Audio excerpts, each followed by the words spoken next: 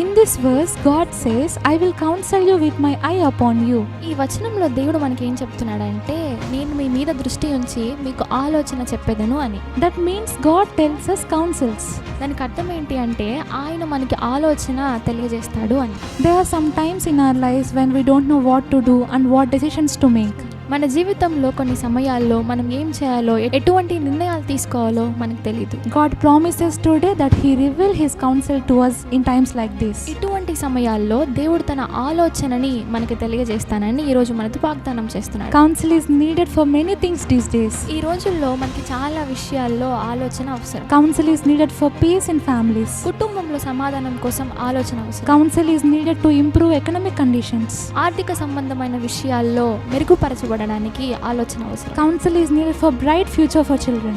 పిల్లల భవిష్యత్తు బాగుపడాలంటే ఆలోచన అవసరం. Counsel is needed for to marry a right person. ఒక సరి అయిన వ్యక్తిని వివాహం చేసుకోవడానికి మనకు ఆలోచన అవసరం. Counsel is needed for business, jobs and crafts to be blessed. చేతి పనులు, ఉద్యోగం, వ్యాపారం దీవించబడాలంటే మనకు ఆలోచన అవసరం. God promises today to give that counsel to you.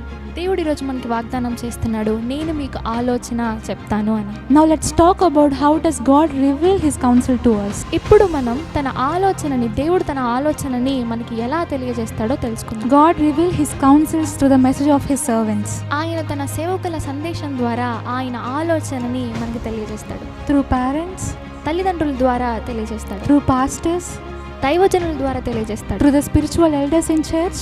సంఘంలో ఉన్న ఆత్మీయ పెద్దల ద్వారా తన ఆలోచన మనకు తెలియజేస్తాడు. Mainly God reveal His counsel through His words. ముఖ్యంగా ఆయన వాక్యం ద్వారా దేవుని ఆలోచనని మనకు తెలియజేస్తాడు. According to Isaiah chapter 9 verse 6, the word says, our God is a wonderful counselor.